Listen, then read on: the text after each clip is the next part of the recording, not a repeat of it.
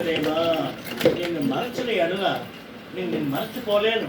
నిన్ను మరచిపోతే నా కుడి చేయి తన నేర్పు మరచిపోవును గాక. జ్ఞానము చేత ఆయన ఆకాశమును కలుగజేసెను. ఓకే, ఆయన కృప నిరంతరముండును. ఆయన భూమిని నీళ్ల మీద పరిచినవాడు. ఓకే, ఆయన కృప నిరంతరముండును. ఆయన గొప్ప జ్యోతులను నిర్మించిన వాడు. ఆయన కృప నిరంతరముండును. పగటి నేలకు ఆయన 136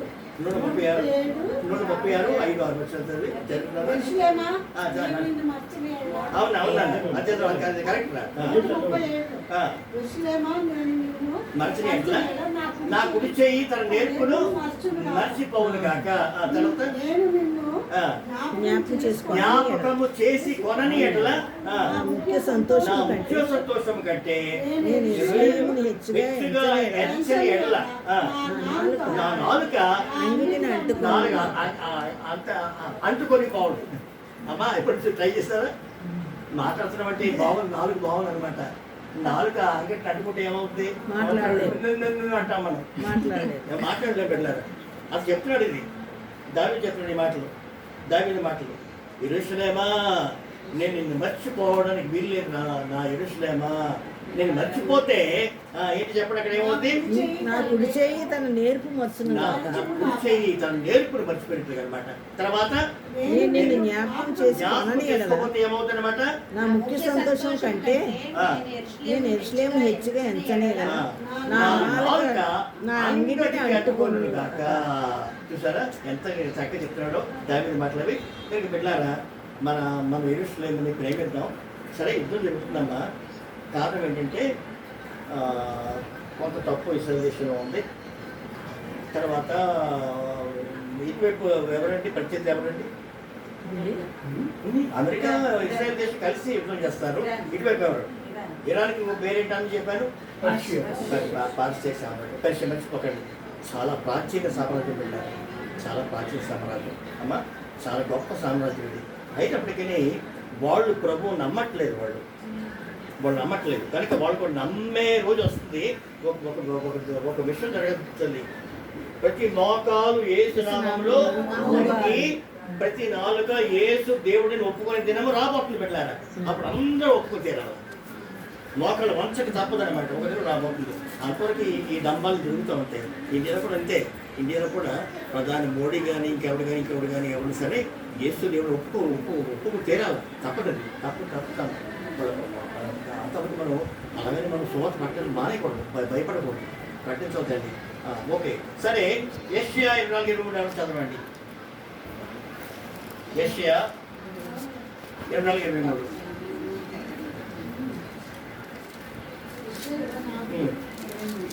ఒకళ్ళు జకర్యా 14వ అధ్యాయం చేయండి. జకర్యా 14వ అధ్యాయము 1-2 వచనాలు. జకర్యా 14:1-2 వచ్చారు. ఎవరైనా ఒకటి చదవండి. 1-2 వచ్చారు. ముందు చక్కెర చదవండి. ఏలేనిగా అవి చాలా ఇంపార్టెంట్ తల్లి. యెరూషలేము మీద యుద్ధం చేయుటకు నేను అన్ని దేవుడే ప్రేరేపిస్తున్నాడు. అన్ని జనులందరినీ ప్రేరేపిస్తున్నాడు. సమకూర్చబోతున్నాను. పట్టణము పట్టబడును. త్వరలో జరగబడుతుంది తల్లి. ఇండ్లు అమ్మ, ఈ యెరూషలేము మీదకి యుద్ధం సమ్మిలు వస్తారమ్మా. ఇక్కడ వేలే పారసీక దేశం వస్తారు. కానీ కొంత శాస్త్రం మిగులుతుంది అనమాట. ఆ శాస్త్రాన్ని దేవుడు వాడుకుంటాడు. చదవండి, అందరూ వినండి. అమ్మగారు చదువుతారు. చదువున్నాను. ఏలైనగా యెరూషలేము మీద 14:2 చదవండి. జకర్యా 14:2 చదవండి. అనగా యెరూషలేము మీద యుద్ధము చేయుటకు నేను అన్యజనులందరినీ సమకూర్చబోచున్నాను. పట్టణము కొట్టబడును, ఇంట్లో కొల్లబెట్టబడును, స్త్రీలు చెరబట్టబడుదురు, పట్టణంలో సగం మంది చెరబట్టబడి పోవుదురు. అయితే శేషించిన వారు నిర్మూలన కాకుండా పట్టణంలో నిలుతురు. ఇది అండర్లైన్ చేసుకోండి. కొంతమంది మిగులుతారు తల్లి. వాళ్ళు చాలట దేవునికి, వాళ్ళు చాలట. చాలా మంది చచ్చిపోతారట. అయితే శేషించే వారు నిర్మూలము కాకుండా పట్టణంలో నిలుస్తారు. చదవమ్మా. అప్పుడు యెహోవా బయలుదేరి తాను యుద్ధకాలమున యుద్ధము చేయ రీతిగా అన్ని జనులతో యుద్ధము చేయును. వెరీ గుడ్, చదవండి. ఆ ఆ దినమున దినమున యెరూషలేము ఎదుట తూర్పు తట్టునున్న ఒలివ కొండ మీద ఆయన పాదములు ఉంచగా, ఒలివ కొండ తూర్పు తట్టునకును పడమటి తట్టునకును నడుముకి విడిపోయి, సగము కొండ ఉత్తరపు తట్టునకును సగము కొండ దక్షిణపు తట్టుకును జరుగును. గనుక విశాలమైన లోయ ఒకటి ఏర్పడును. కొండల మధ్య కనపడు లోయ అజీవుల వరకు సాగగా మీరు ఆ కొండ లోయలోనికి పారిపోవుదురు. ఎవరండి వీళ్ళు? క్రీస్తు విరోధి చదువుతున్నాడు వీళ్ళని. వీళ్ళు అక్కడ పారిపోతున్నారు, వాళ్ళ నుంచి దేవుడు కాపాడుతాడు అనమాట. చదువుతుంది నెక్స్ట్ చదవాలి. యూదారాజు అయిన ఉజ్జియా దినములో కలిగిన భూకంపమునకు మీరు భయపడి పారిపోయినట్లు మీరు పారిపోవుదురు. అప్పుడు నీతో కూడా పరిశుద్ధులందరూ వచ్చుదురు. నా దేవుడైన యెహోవా ప్రత్యక్షమవుతాడు తల్లి. యెహోవా ఆ దినము ప్రకాశమానముగానవి సొంత చిత్తములుగా కాగా వెలుగు లేకపోవును. ఆ దినమున ప్రత్యేకమైనదిగాను ఉండును. అది యెహోవాకు తెలియబడిన దినము, పగలు కాదు రాత్రి కాదు, అస్తమయ కాలమున ఎదురుగా కలుగును. ఆ దినమున జీవజలములను యెరూషలేములో నుండి పారి సగము తూర్పు సముద్రంలోకును సగము పడమటి సముద్రంలోకును. ఆ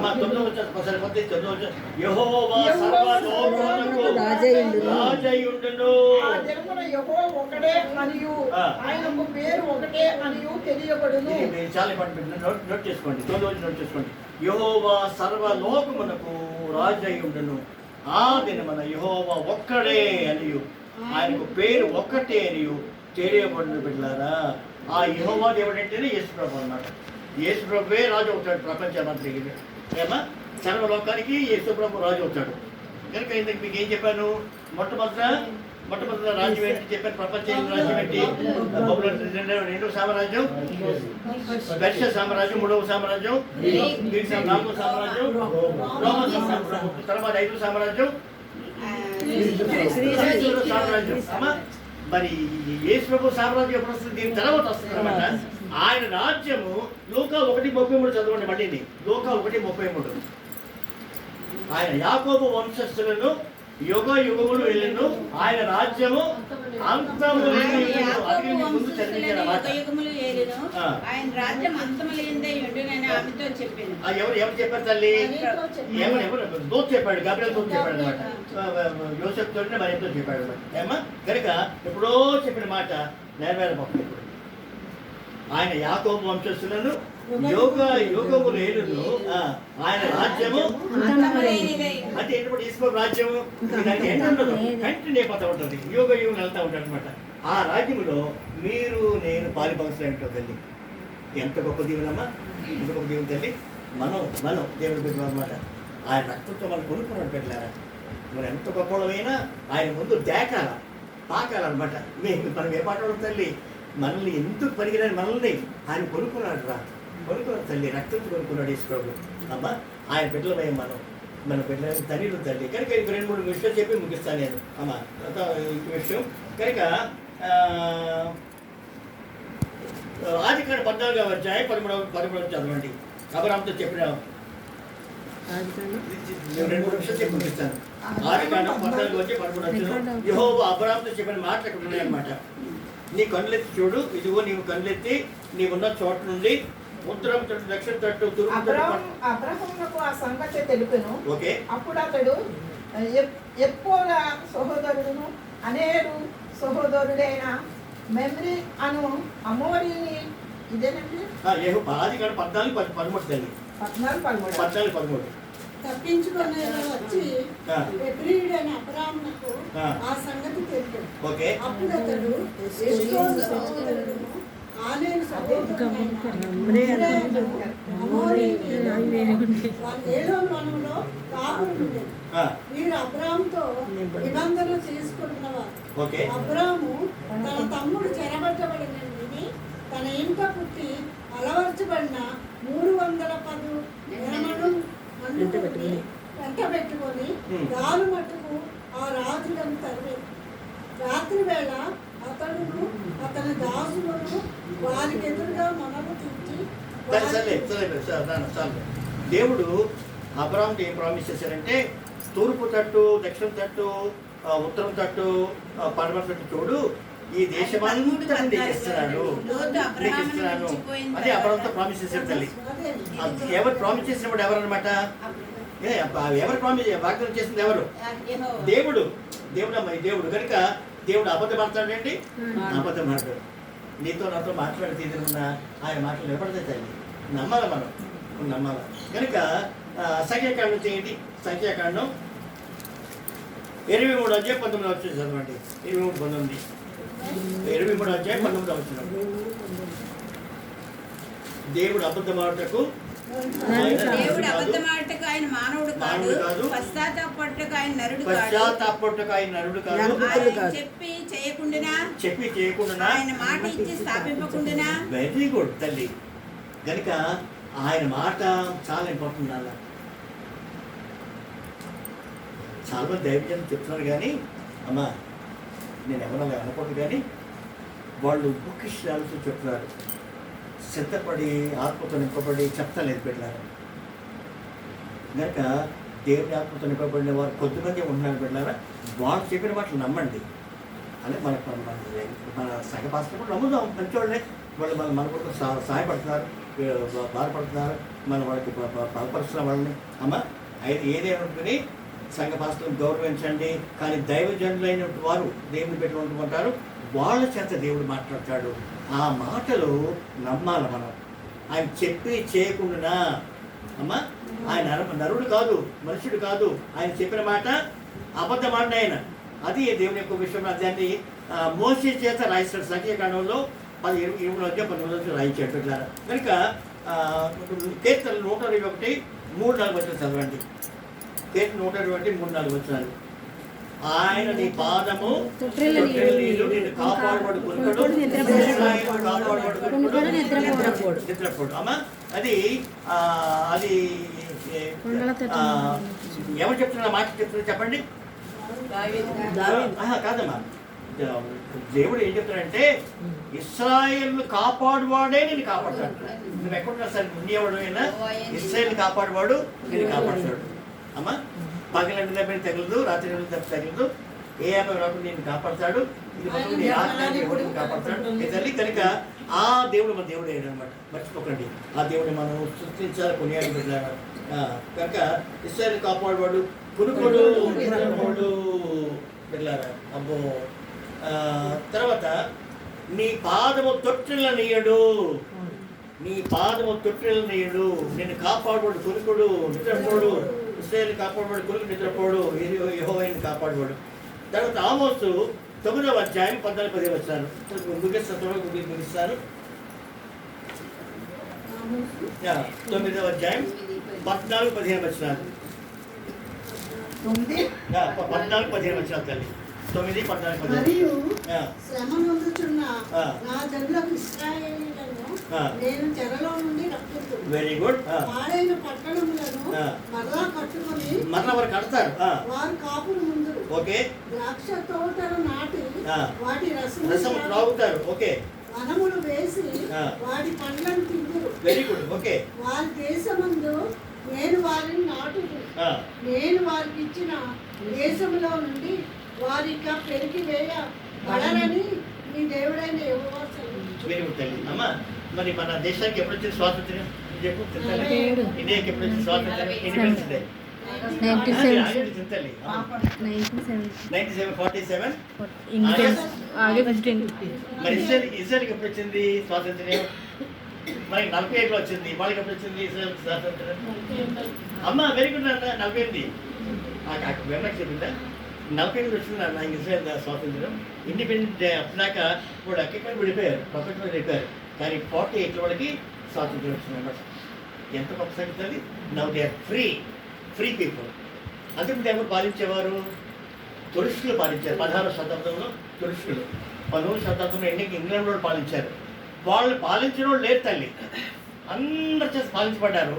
48లో మొన్న రీసెంట్ 48లో వాళ్ళు స్వతంత్ర దేశం అయిందనమాట. వాళ్ళు మెల్లి కట్టుకున్నారు తల్లి. వాళ్ళు కట్టుకుంటే చుట్టూన 15 అరబ్ దేశాలు వాళ్ళు మింగేద్దామని వస్తున్నారు. అమ్మ ప్రతి అమ్మ ముస్లిం అంటాడట పొద్దు లేవగానే భార్య పిల్లలు పెట్టి అంటాడట, ఒరే మా తరంలో మేము ఫెయిల్ అయిపోయామరా. ఆ పిల్లలతో చెప్తాడు, పిల్లల మనవలతో చెప్తాడు, మీరు ఏం చేయాలంటే మేము చేయలేకపోయామరా, మీరు చేయండి. ఏం చేయాలి తాతయ్య అడుగుతారంటే, ఏం చేయాలి నాన్న అడుగుతుంటే గుణపాలు పట్టుకొని తండ్రి ఇస్రాయేల్ దేశాన్ని సముద్రంలో పడేయండి అంటాడట. చెప్పండి, ఇస్రాయేల్ దేశాన్ని గుణపాలతో తవ్వేసి సముద్రంలో పడేయాలట. అందుకని 15 దేశాలు కాల్చుకునే తల్లి వాళ్ళు ఏం చేయలేకపోతారు. పాలస్తీనాకి ఇజ్రాయెల్కి ఎప్పుడు కానీ 15 దేశాలు కూడా ఏంటి ఏం చేయలేకపోతాడు. ఎందుకు చెప్పండి? దేవుని కాపుదల, దేవుని సంరక్షణ. ఇస్రాయేల్ దేశం వాళ్ళు కూడా తప్పులు చేస్తారు, కానీ వాళ్ళు తాను పెట్టలమ్మా. నెంబర్ 1 వాళ్ళు, తర్వాత మనం అన్నమాట. మన ఇద్దరు కూడా మనం కూడా ఆయన పెట్టలమే. సైంటిస్టులు అందరూ అక్కడి నుంచి వచ్చారు. అవునన్నా, నోబెల్ లారెట్స్ అందరూ అక్కడి నుంచి వస్తారు. గొప్ప సైంటిస్ట్ అందరూ అక్కడి నుంచి వస్తారు. అప్పుడు వాళ్ళకు తెలివి ఇచ్చేది కాదురా అమ్మ. కనుక ఇది చెప్పిన తర్వాత ఇంకో విషయం చెప్పి, నాన్న అపొస్తలుల కార్యాలు 2వ అధ్యాయం 26 వచ్చి 14 వచ్చారు. అపొస్తలుల కార్యాలు 26-14 వచ్చిన ముగిస్తున్నారు.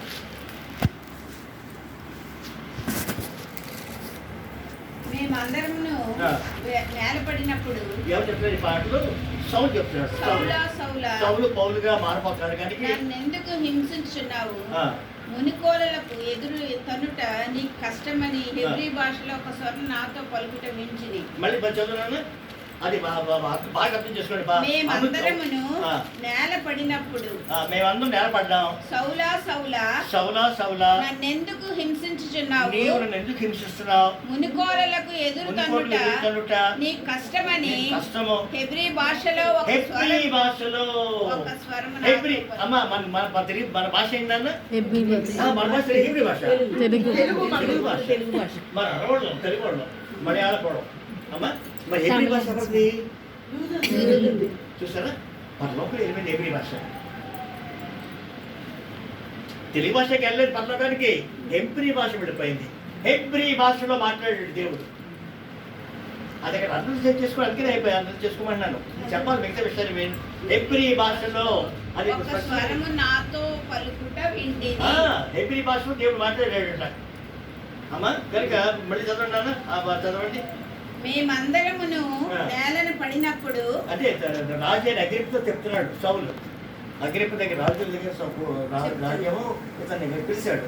ఏంటైనా ధైర్యం మాట్లాడుతున్నప్పటికీ రాజా అలా కాదు అని. మేమందరము నేల పడినప్పుడు దమస్కు వెళ్తాను, క్రైస్తవులు బంధించి తీసుకొద్దామని ఎరుషలేములో బంధించాను. దమస్కు కూడా వెళ్ళి బంధితో తీసుకుని అనుకుంటే నేను ఇంటికి సూర్యుని వెళ్ళి నా మీద పడింది. ఆ వెలికి పడింది, మేము పడిపోయాం. పడిపోతే వచ్చేస్తున్నాను. సౌలా నన్నెందుకు హింసించుచున్నావు, మునికోలలకు ఎదురు తన్నుట నీకు కష్టమని హెబ్రీ భాషలో అనగా యూదుల భాషలో ఒక స్వరం నాతో పలుకుతుంది. ఎప్పుడు సౌలు ఏం చెప్పాడు? నువ్వెవరు ప్రభువా నీవెవడమని అడగగా, ప్రభువు నేను నీవు హింసించుచున్న యేసును, నీవు నన్ను చూచి ఉన్న సంగతిని గూర్చియు నేను నీకు కనబడు సంగతిని గూర్చియు నిన్ను పరిచారకులను గాని సాక్షిని గాను నియమించుటకే కనబడి ఉన్నాను. కనుక అమ్మ ఇంకొక వాక్యం చదివేసి మీకు ముగిస్తానమ్మా. ప్రకటన 7:4 వచ్చాను. ఇంకో విషయం చదివేసి ముగిస్తున్నాను. ప్రకటన 7:4-8 చదవండి దయచేసి. ప్రకటన 7:4-5-6 మరియు ముద్రింపబడిన వారి లెక్క చెప్పగా వింటిని. ఇశ్రాయేలు గోత్రములన్నిటిలోనూ ముద్రింపబడిన వారు 144,000 మంది. యూదా గోత్రంలో ముద్రింపబడిన వారు 144,000 మంది 144,000 మంది ఉంటారు. వేరు చేత దేవుడు ఏం చేస్తాడంటే మనకి త్వరలో రాబోతుంది. దాన్ని ఏమంటామంటే మహాశ్రమణకాలం రాబోతుంది. దాని ఇంగ్లీష్లో ట్రిబులేషన్ పీరియడ్ అంటారు. దాన్ని వినండి, ట్రిబులేషన్ పీరియడ్ అనగా మహాశ్రమణకాలం. ఆ మహాశ్రమణకాలం 7 ఏళ్ళు ఉంటుంది తల్లి. ఆ 7 ఏళ్ళ కాలంలో ఏమిటంటే మహాసభలు అంటే ముందు రాలేదు, ఇవి రేపు రాలి ఇప్పుడు రావు, ఇప్పుడు లేవు, ఇప్పుడు రావు కూడాను. అటువంటి మహాశ్రమలు రాబోతున్నాయి. ఆ శ్రమలు చూడకుండా సంఘం మెచ్చబడాలి పెట్టారు. మనం ప్రార్థించాలి. ఇది శ్రమలు మనం తట్టుకోలేము. ఎందుకంటే ఒక పెద్ద వార్డు వచ్చేస్తారు. ఆ వార్డు ఏంటంటే 666 నెంబర్ వేయించేస్తాడు. 666 నెంబర్ ఎక్కడమ్మా ఇప్పుడు చేయలేదు కానీ వేయించేసుకుంటాడు. వేయించుకోకపోతే ఏమో చెప్పండి, భోజనం ఉండదు. అమ్మ, నాన్న, తాత మా కాకర ఆకరంటే ఏం చేస్తారో చెప్పండి. కనుక చూడలేక మమ్మల్ని వేయించేసుకుంటాం. జాగ్రత్త అంతవరకు ఉండకూడదు. మనం ఎత్తపడాలి. కూడా ఎత్తపడకుండా ఉంటే 144,000 మందితో సువార్త పట్టేస్తాడు దేవుడు. సమకాలంలో కూడా ప్రకటిస్తాడు పెట్టారు. వాళ్ళు చెప్తారు, సువార్త చెప్తూ ఉంటారు. ఆ టైంలో వీడు ఏం చేస్తారంటే క్రీస్తు విరోధి మన నొసల మీద కానీ కుర్చీల మీద కానీ 640 నెంబర్ వేసేస్తాడు. ఈ నెంబర్ ఉంటే ఏముందన్నమాట, ప్రాబ్లం ఉండదు. నువ్వు ఇంటికి కట్టుకోవచ్చు, భోజనం చేయొచ్చు, నీ మెట్లు తినొచ్చు, ఏం భయం ఉండదు. ఆ నెంబర్ లేకపోతే మాత్రం నేను తరిమి పట్టుకుంటారు. పట్టుకున్న తర్వాత నెంబర్ వేయించుకోకపోతే శిరచ్ఛేదం అనమాట. ఏమన్నా కానీ కదా రాకపోతే మంచి ప్రభు చిత్తమైతే ఎత్తబడాలన్నమాట. అప్పుడు చివరి చూసండి ప్రభువు యొక్క సంఖ్యను లెక్కింపలేము. ఓకే, అది ఒక మనుషుని సంఖ్య. ఓకే, ఆ సంఖ్య చదవండి, పూర్తి చదవండి అన్న. 666. ఓకే, ఇందులో జ్ఞానం కలదు. ఓకే, చదవండి, మీరు చదవండి. దాని ముందు పైన చదవండి అన్న. దాని ముందు పైన కాగా కొద్దివారు కానీ గొప్పవారు కానీ ధనికులు కానీ దళితులు కానీ స్వతంత్రులు కానీ దాసులు కానీ అందరూ తమ కుడి చేతి మీదనైనను తమ నొసటి ఎందైనను ముద్ర వేయించుకున్నట్లు ఆ ముద్ర అనగా ఆ మృగము పేరే దాని పేరుకు సంఖ్య అయినను గలవాడు తప్ప క్రయ విక్రయం చేయటం మరి ఎవరికి అధికారం లేకుండాట్లు అది వారిని బలవంతంగా చెప్పేసి టైం అయిపోయింది. అందరూ ఏమవుతుందంటే